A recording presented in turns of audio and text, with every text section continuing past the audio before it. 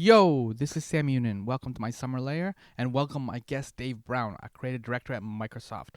We recorded this interview on the Microsoft campus in Seattle inside a treehouse. What? The company built tree houses for their employees to work out of. That's so crazy cool. Now, I want to record all my interviews in tree houses. I dig this episode and talking to talented individuals like Dave because I don't believe in unicorns. This idea that I'm the only one. I may be weird and I may be quirky. I may even think or create differently, but I don't believe I'm the only one. This show is an attempt to prove none of us are unicorns, but also more importantly to form a community based on shared connection. It's so amazing to create something out of nothing. I met Dave, who along with Taj Reed delivered a fascinating talk called Creative Problem Solving at FITC. FITC is amazing. If you've never been, you gotta go. Google FITC. You'll hear bits and pieces of that talk that Dave delivered as he and I talk, as he describes how he got from New York City to Seattle and Microsoft. Welcome Dave Brown to my summer lair. Before we get into all the fun stuff, I gotta ask what kicks you're wearing today. Oh, these are just some old Nike Cortez. They're definitely breaking apart, but yeah, they're just ones I love. I can't even find them anymore. I always say to myself, I'm going to buy, like, when you find like a pair of pants or shoes, that are awesome, I'm going to buy multiple, extras of those. I never take my own advice, and I always kick myself for it. So, do you pick the shoes, but depending on the day or the type of creativity you have to have for the day, or is it just by mood or vibe, or what's your kicks kind of philosophy? Yeah, that's a great question. For work, it's twofold. It's whatever the wardrobe I'm wearing that day. So obviously you want something complementary to the wardrobe. And then the second part is being complementary to the weather. Being in the Pacific Northwest, a lot of overcast, a lot of rain, but we do enter that summer months where it's just gorgeous. And so you get a little bit more flexibility to sort of flex those sneakerhead muscles. So yeah, that's kind of what goes into it. So you mentioned being in the Pacific Northwest. Explain what you do, where you work, and then kind of 2 or 3 of your favorite bands. It could be rap bands, rock bands. Nice.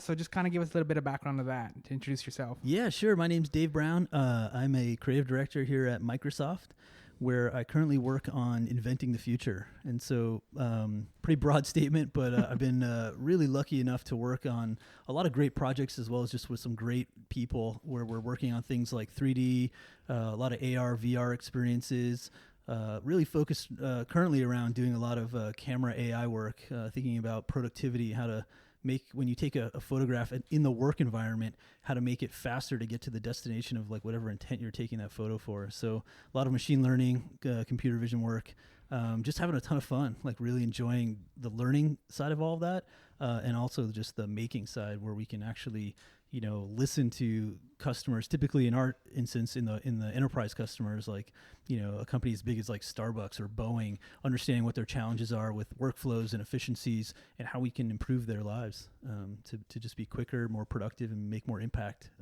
In terms of bands, oh man, huge Beach Boys fan. It's the first concert I ever went to, 6 years old, left a mark on me. And so Beach Boys, but all the way on the other side of the spectrum, Tribe Called Quest. I'm from New York originally, and so a lot of Biggie and Tribe played a big influence in me growing up, especially in Queens, and then living in Brooklyn. Yeah, everything from old school hip hop to Beach Boys, and I also really like a lot of just like some older classic rock, like Neil Young as well. Big influence, Canadian. Yeah, represent. There you go.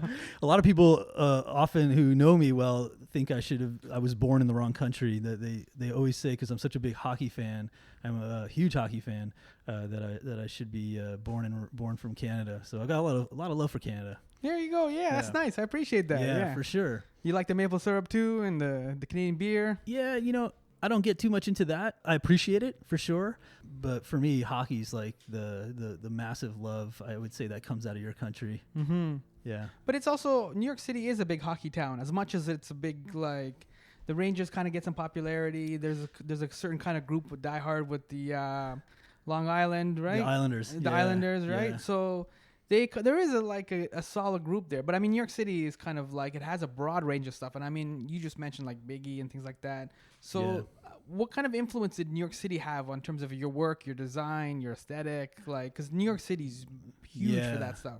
Yeah, it's a great question. It had, I mean, at the time when I was younger, probably just, indirectly not realizing the influence that it was having on me by being in it, and surrounded by, multiple, like just a total melting pot of diversity and ethnicity and, even the cuisine that you can get exposed to just everywhere. It's just, it's a beautiful thing. And it's something when you grow up in that, you kind of almost don't even realize, you take for granted the fact that you're sort of socialized in a way where, the inequalities that exist in our world that are much more apparent in other environments, I think. Not to say that they don't exist in New York, they absolutely do. But I really appreciate the fact that I grew up in that area because just getting exposure, I think, to all wakes of life. My grandfather drove a taxi cab in New York for 35 years. And he must have seen everything. He must have seen everything. And when I was real young, I got to ride. I would always ask to ride with him along on weekends or summers when I was off of school. And I remember being real young and just like sitting there. And one of the things he told me when I first started riding with him was it was to like, keep your mouth shut when the customers are in and just listen. But he was more saying that not to like behaviorally discipline me, but to actually teach me something, the art of listening. And I think that carried through all the way to what I do now, and being a designer, listening is a huge part, and especially as a creative manager, and it's something I take super seriously and I have such a passion for, which is working with people and helping career development and mentoring and just collaborating. The art of listening is a huge tool, and it sounds easy, but it's really not. It's really difficult. And so that's something I'm constantly trying to be better at, and also just remind myself, I think growing up in New York and just exposure to art and music and, public transportation and just all this, diversity of thoughts and expression, graphic T-shirts to graffiti art and all that stuff. The signs on the wall. Yeah. Oh, man. Like, I was paying attention to typography when I didn't even know what typography was, if that makes sense. So like it played a big role. And going back now, my brother and his family still live there. Most have moved on, but I love going back. Just it certainly feels like home, and I can kind of bring a new lens, I think, when I go back to the city and just sort of sit back and just be a people watcher. There's that Jay-Z line in Empire State, 8 million stories. Yeah. Right? Totally. And that's like, there's so much, like you said, just going on and just trying to absorb all of that and all those 8 million stories and like the stores and the taxi cabs and stuff is a lot. And I mean, that's what sometimes what design is too, especially now the way we kind of operate as people. We go through the internet and we watch movies and then, we're constantly bombarded by images and topography and For sure.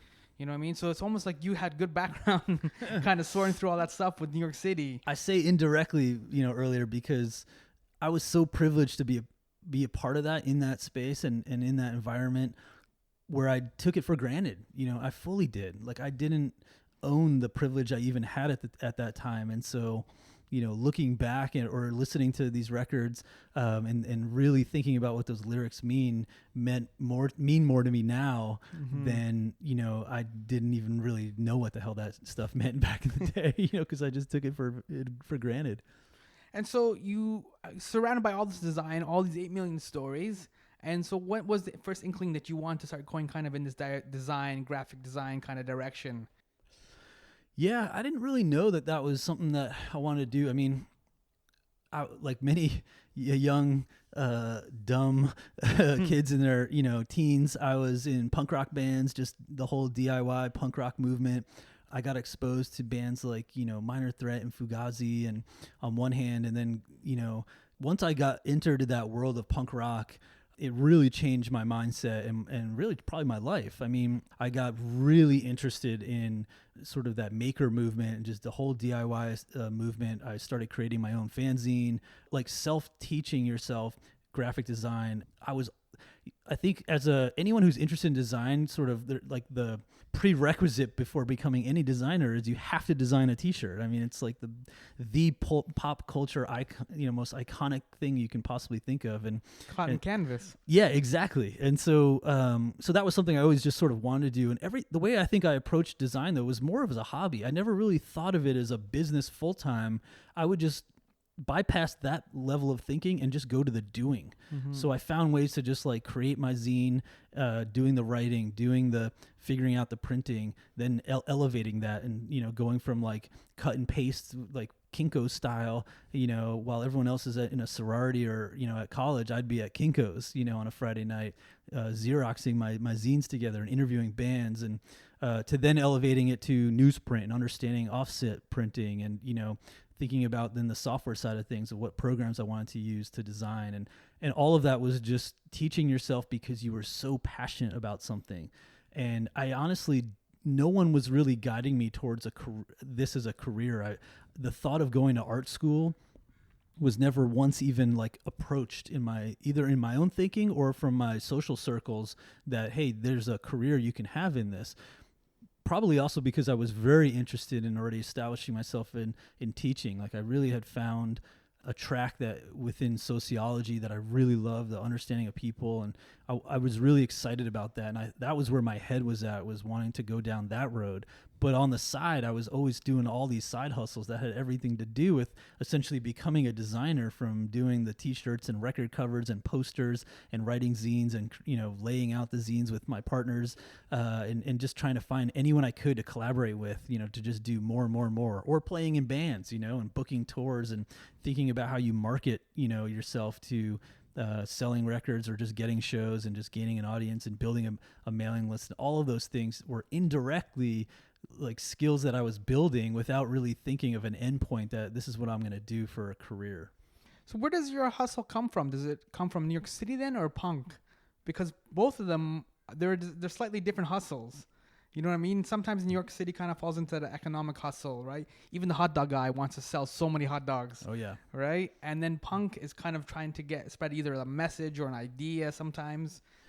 I think there's like a thread that's between both those, and that's the entrepreneurial thread. Like my grandfather, being that cab driver in New York for so long, he worked for himself and made up his own hours, but he hustled hard. He worked long hours just to feed the family, and to put food on to make our lives better. And that's something that really influenced me.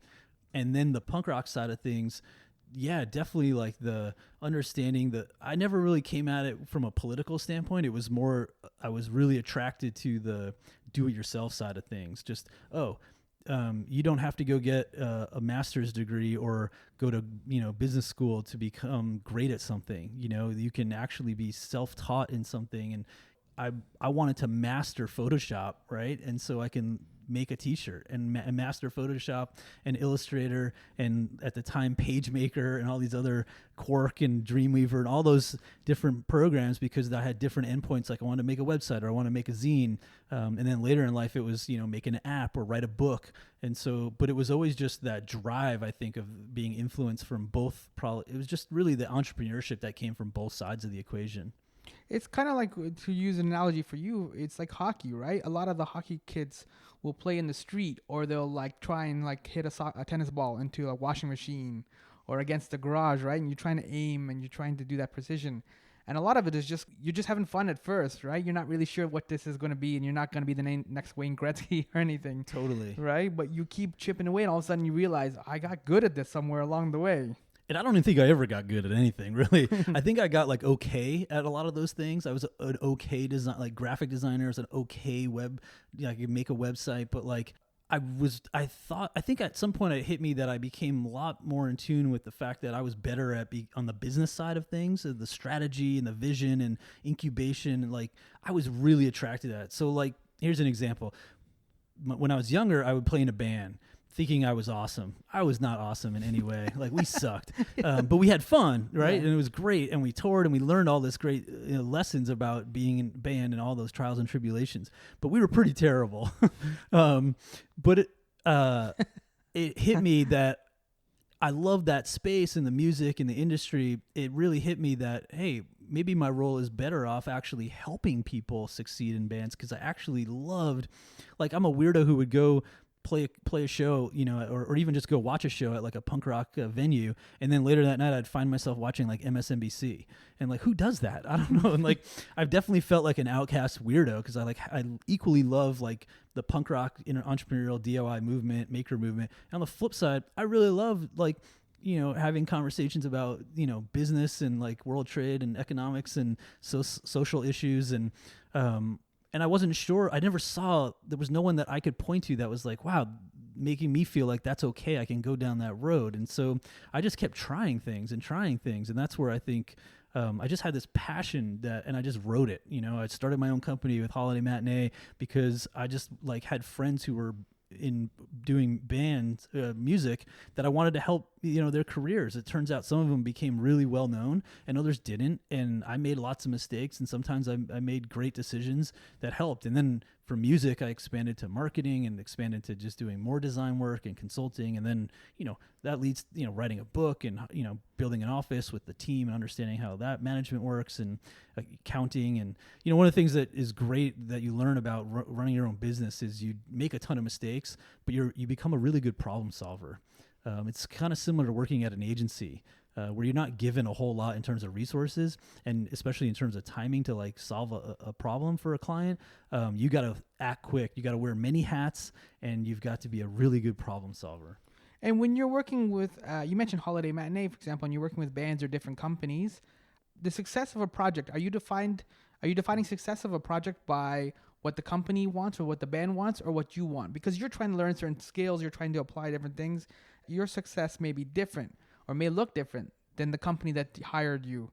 Yeah, absolutely. I mean, when you run your own company, you get to decide the rules and establish the principles that you want. And so we were really lucky that the clients we had were ones that we had chosen essentially to work with, as well as them choosing us. And so when we did work with, whether it was a band or a big company that wanted to work with us on consulting on a particular project. Can you give me an example? I think you worked for Death Cab for Cutie, right? Yep. Yeah, I worked with those guys for several years on a couple different records. And what about on the corporate side? What's an example of a... Gosh, worked with everyone from like Xbox to, hosting their Super Bowl event in San Diego years ago, to doing work with helping Apple launch their iTunes music cards program when that first came out at South by Southwest. We've done some work, product development work for Zappos, where we created a new line in their website for some new features for shopping. So yeah, like a total, and on the music side, it was, the Album Leaf was a band that we worked with that I went on to manage and had like an amazing run with, and worked with bands like Sigaros and Cat Power and Braid and all over the spectrum. Started a record label with my partner Paul, which we still have today. Signed a lot of different bands. So it was a little bit of everything. But in terms of to your question about like setting sort of goals or identifying sort of that level of success, it varied from client to client, right? It was about understanding each situation. So like, what was Death Cab, situation? Well, they were releasing a new album. And so at the time it was Barsook Records, an independent label from Seattle that was our client. And, hiring us on this particular project was like, the goal was to get as much press as possible.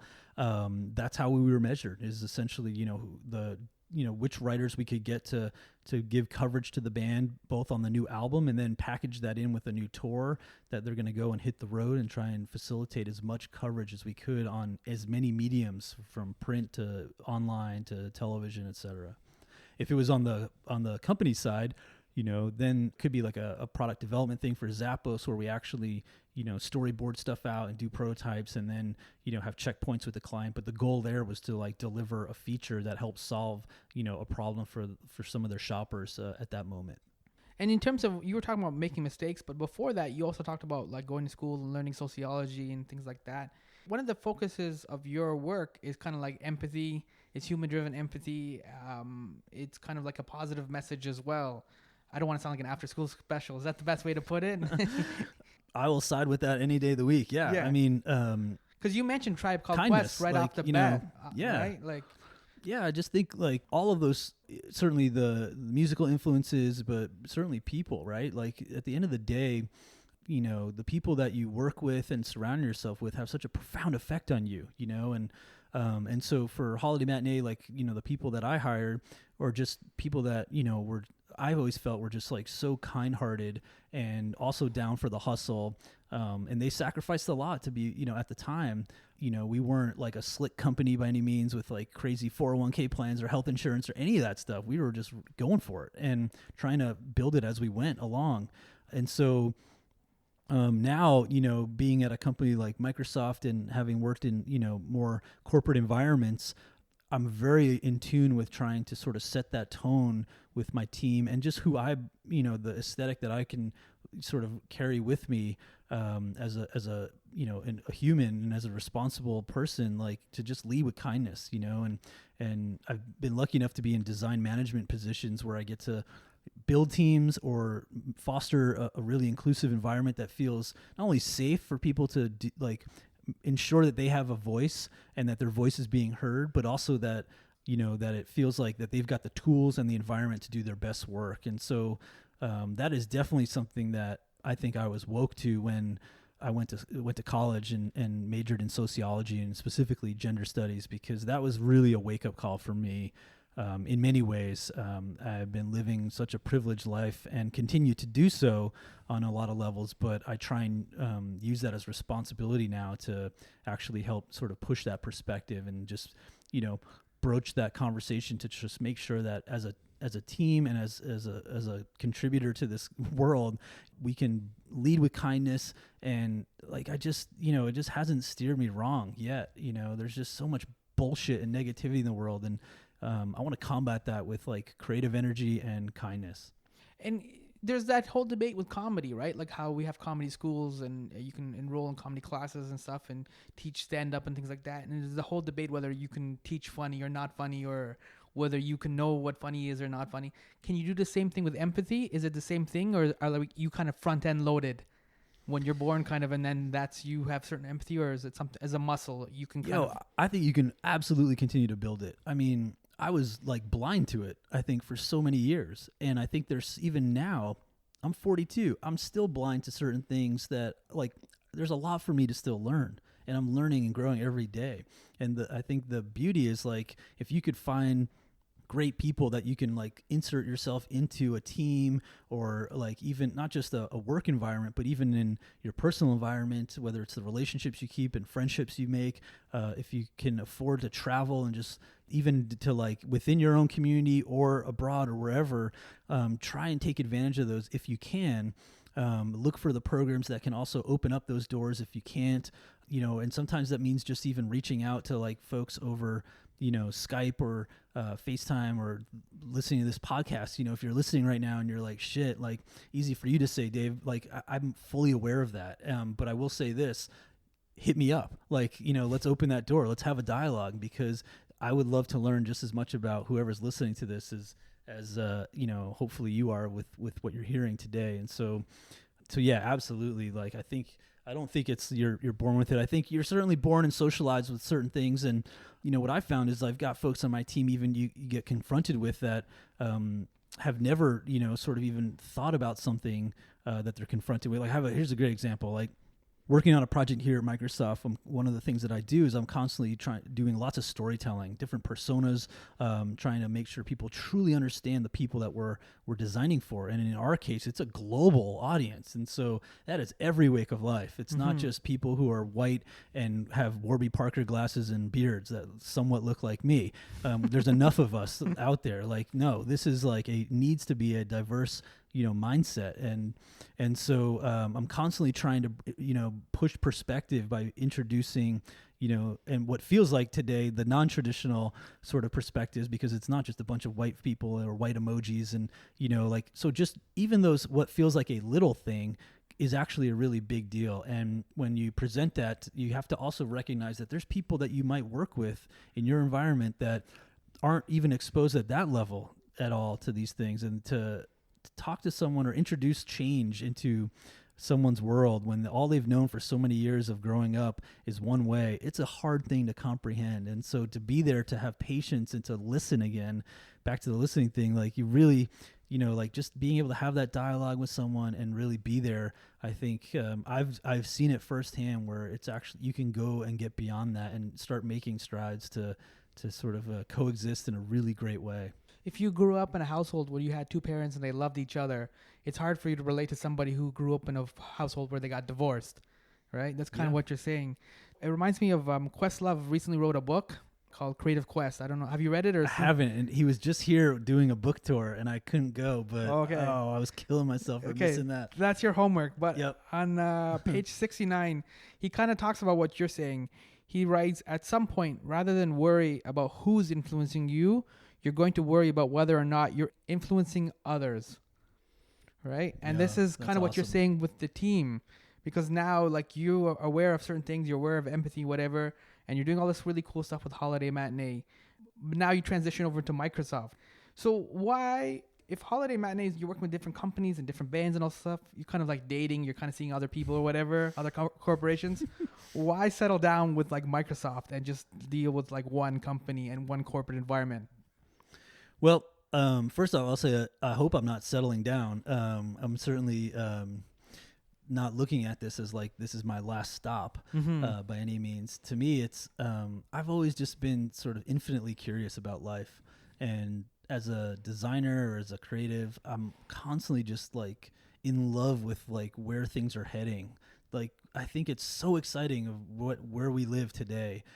With what's going on in terms of technology and even like the crazy shit that's happening. Yeah, I'm fully like aware of it, but at the same respect, like, holy shit, there's like now voice infrastructures, disrupting the world, and we're talking to these devices, and it's only at the cusp of like what we're about to go do in years from now. And so VR is really VR, AR, mixed reality, like, all this stuff, like it's going to sound like a common commercial, that Microsoft paid probably $1 billion for, but it's so exciting to be a designer and to be a creative, like, or be an artist right now in this moment, because it's just, I don't know, it's just like incredible. There's so much opportunity to learn and create and experiment. Holy shit, it's so exciting. And so for me, I had done Holiday Matinee pretty much full time for almost 12 years.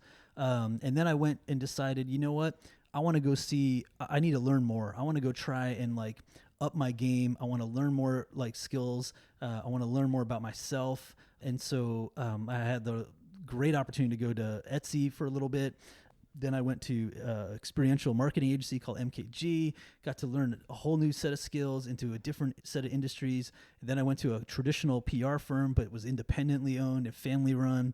Had an amazing experience there. Again, each time was like going up to another experience, and oftentimes going into places that were like stereotypically like, why would you do that? Why would you want to go, like, you, Mr. Punk Rock background, like guy from Queens, like, you're the last person we thought would end up at Microsoft. And to be honest, when Microsoft called me and recruited me, the first thing I said to them was, I hate your brand.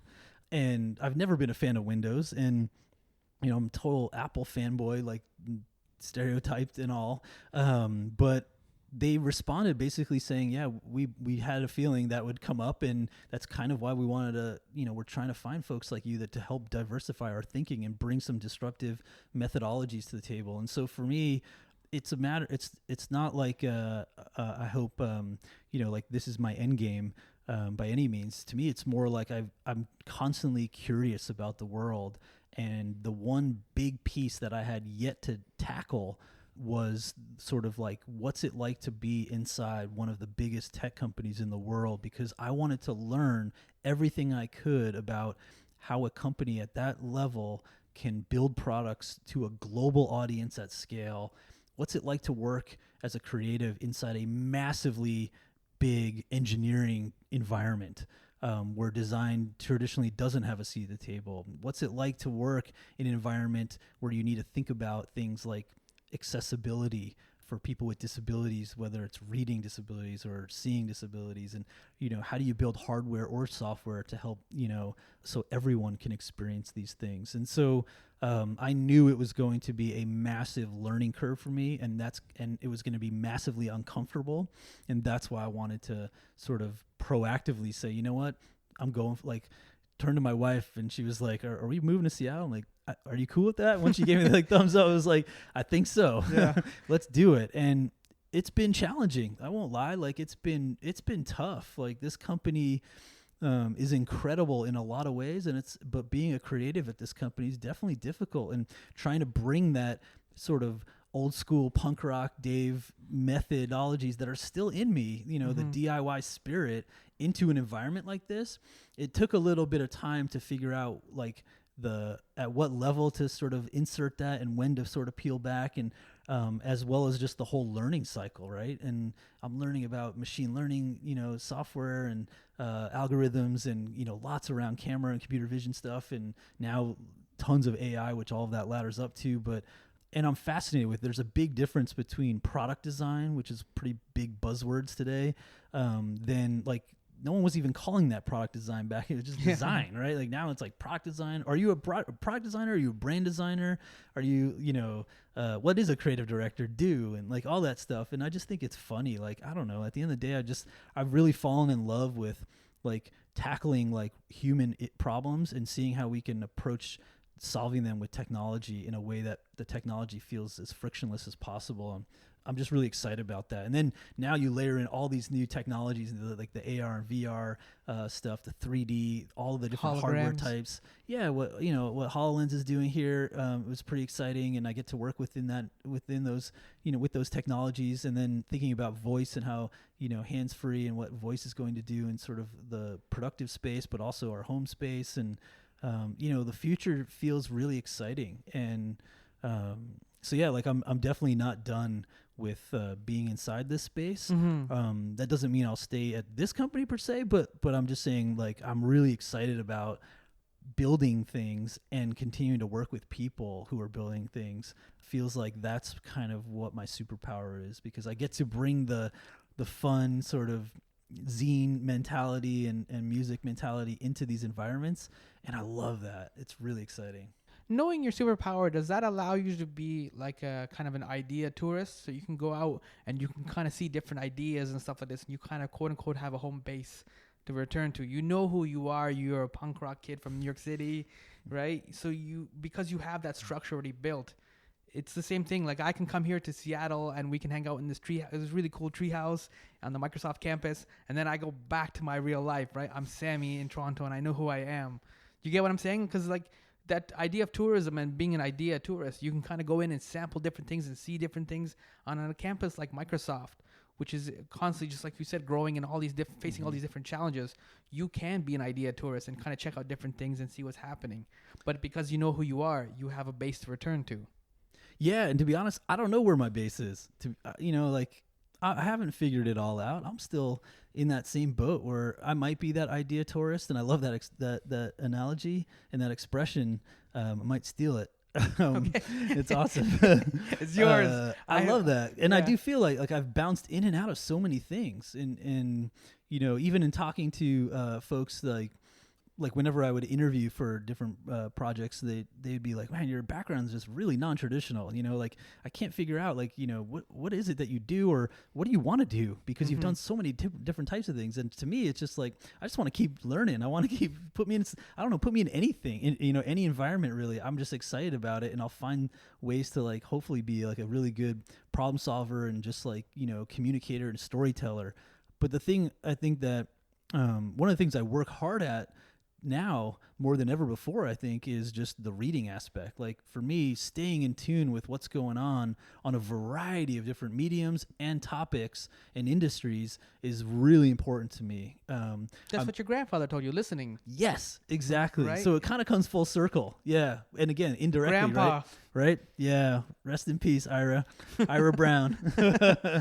He's a good man. But yeah, I try and just absorb everything and anything I can to the extent that I can. I'm a dad now, and so I've got different responsibilities now than I did earlier in life, but I really try and I think tech has made that so much easier for us to stay in touch, to be able to share, to storytell, to life cast, whatever it might be. And sure, there's a lot of negativity that comes with it and just challenges, but on the positive side and the beauty side, man, I love talking to people like, yo, what are you listening to, or what's that new app, or what's like the one skill outside of timers and music and weather that actually someone's using in the world with Alexa, and finding out what that is. And like yesterday, I think I was reading that how like there's a brand new skill for Alexa and Google Home that is for wine pairing. So like if you just amazing. come home and like exactly, and it's like, oh, that's actually one I might use, right? Whereas did you know there's 40,000 skills now available? It's like skills are the new apps, right? It's like, and yet we all only really ever use 2 or 3 of them, but like that's like one that might break through. So I'm just excited to stay in the know and like talk to folks, and just the exchange of information feels like it's never been easier to set up those flows. The one other thing I heard that's really cool is Marvel Comics is basically setting up a audio universe. So they're doing it like they did with the movies, introducing the characters one at a time. Genius. And so I know a guy who actually lives in Portland, Benjamin Percy. He wrote a Wolverine storyline, and so they've like recorded it all. That's really high production, obviously. And now they're going to introduce more and more characters and basically build an audio universe. Exact same template as they did with Netflix and those TV shows, and same template as they did with the movies. And I'm like, that's amazing. Like, Yeah. And I mean, and you just talked now about having a kid, right? So being a dad. So does that kind of having somebody like that who's curious about the world and is asking questions and trying to figure out this crazy world that we're in, does that also inspire your creativity too and make you a better creative? I don't know if it makes me a better creative. I don't know what makes me a better creative, but absolutely, my son being born and just, being such a influence in my life right now, and motivation and inspiration, all of those things combined just makes me want to be a better person and a better role model, but also, and not just for him, but like it just helps sort of motivate me to be a better person in general, I think, because it's such a direct relationship with this little man that is like watching your every move, mimicking you, starting to now understand like language, and just the way that he is discovering the world gets me so excited to be working in an industry as a creative or as a designer, to have an impact or an influence on how we create sort of the infrastructure that allows kids like my son and others to discover the world, or allows folks like you and me at our age to rediscover the world. And so an example I'll give of that is we kind of grew up in like the era of computing, where we wanted to learn something, we type into a search box, right? Mm-hmm. He's never going to do that. He's already saying stuff to Google, like my home Google Home. Mm-hmm. He's saying, "Hey Google," and then he'll say stuff. Like, it's like, holy shit. Yeah. I joke with my wife, he's never going to have to learn how to drive. Because of autonomous driving. I was like, oh, he'll never need a driver's license. Like, that'll be a thing of the past. Like, won't need to worry about these things. And so, yeah, absolutely. Like, aside from it goes back full circle to what you're saying, which is he's going to take those things for granted. He's going to assume that everyone just didn't know how to drive. Totally. Right? Yeah. So his world is going to be a lot more different. It'll be different, and there'll be different challenges for him too because of that, right? And so, just trying to be empathetic to what he's going through, and the understanding that, but then also teaching him empathy, and like, trying to, as a parent, like, which is something that I'm just, still learning on the go kind of every day, but, just trying to expose them to different things, playing, I still have my records, like I can't get rid of them. And I'll even put like records on the floor, even some that I probably shouldn't be because of the meaning and the value, but I want him to touch it. I want him to, like, even if he happens to scratch and break it, I'm sort of okay with it, because, and that's love. Right? I know. My Stevie Wonder record. Come on, that's love. Oh man! Yesterday we were listening to Michael Jackson, and "Man on the Mirror" came on, and it was just like, man, sometimes music just has that profound effect, at least on me. And that song came on, and my wife and I, it just hit us both, and we were just like, what a beautiful song. It's like when you forget about those moments, and then like boom, something like a song could come back, and you just it's like a good meal. When you eat like a really good meal, and that satisfaction that you have, and you're just happy. Like it can really, there's like those senses that hit you. So that was my super long answer. Sorry, That's and fair total enough. tangent to your question about I do being want a to just dad. I do want to close though, because you've touched upon this a few times, which is that you now work at Microsoft, and as you said, Microsoft has been around forever, like it's been around for decades, and it's like one of those companies like Coke and Nike, right, where people kind of have certain connotations or certain baggage or certain ideas of what Microsoft is or isn't, and it may not even always be accurate, right, because it's just like the company's been around for so long. And so, can you just kind of elaborate a little bit on where Microsoft is and what they're doing, and like where you think that, because you're responsible for the future, the whole future. Oh man, I'm definitely not responsible for the whole future, but yeah, Because it's kind of neat just to see where these companies, because that's how companies transition, right? Like you can't just keep doing the same thing over and over again, right? So absolutely. I mean, I feel super grateful to have this experience. This is a great company to work for. There's like even like there's going to be challenges at any company, and also like that you go work for, or even working for yourself in any relationship, right? There's just things are tough. I've absolutely had a lot of that here. But on the flip side, when I think about the whole adventure that I've been on, it's been remarkable. I mean, just the learning aspect alone, I feel like I went to grad school by just being here. I have elevated my knowledge in so many facets of not just like hardcore technology stacks, but processes like research methods to prototyping to tools to even the soft skills, like the things that they don't teach you in school to prepare you for jobs like this, like how to be a good storyteller, how to actually talk in a team with people as opposed to being on your own in your dorm room, how to create a really good PowerPoint presentation or keynote for that matter, you know. So I've learned, like I'm grateful for, in many ways, for so much of what I've learned here. And then I've actually had the pleasure of shipping a lot of really cool products here as well. For a lot of future-facing stuff is where I've been focused on. But I will say this, like one is the disclaimers, you know, I'm only one person, so like I don't speak for the entire company. But as a representative of the company, I definitely feel there's a lot of the values that our CEO, Satya, talks a lot about that I can resonate with. Like he sets what I believe to be a very positive influence for this company and the direction that he wants to take this company. He's been in this role for I think 3 to 4 years now. And from folks that I've talked to that have been here for 25 years and beyond, there's a lot of those folks here. I haven't met one person that's been here that long that hasn't said the same thing, which is, man, this guy came in here and has totally changed the company for the better.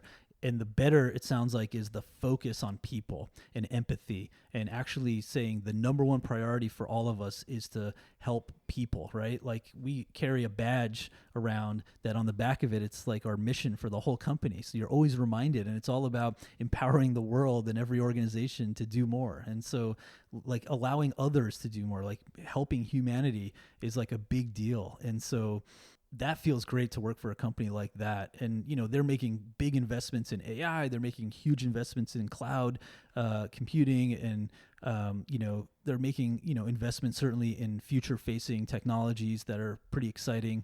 And it's becoming a crowded space. We certainly have competition, and I think that only makes us stronger. But this company feels like it's evolving, and the evolutions, we're in the middle of that evolution. You know, we're sitting inside this beautiful tree house that who would have ever thought that I know this so would cool. be you know, refurbished wood, and like it just smells good. It's designed beautifully. The company's starting to put more emphasis on like good design and understanding that what that leads to.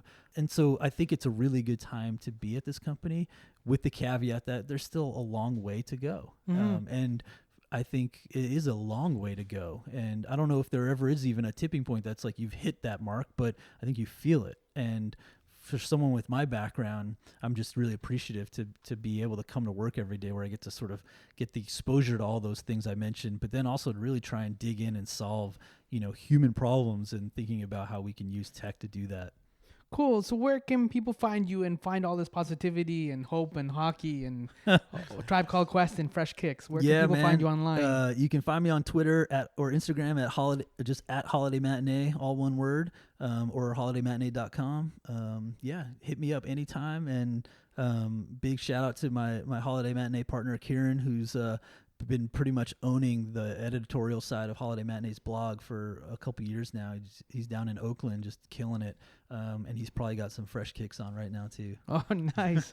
All right. Yeah. Thanks, Dave, for taking the time. Thank you so much. Yeah. And Appreciate it. my name's Sammy. This has been my summer lair. You can follow me at My Pal Sammy. Thanks, Dave. Yeah. Yeah. Awesome.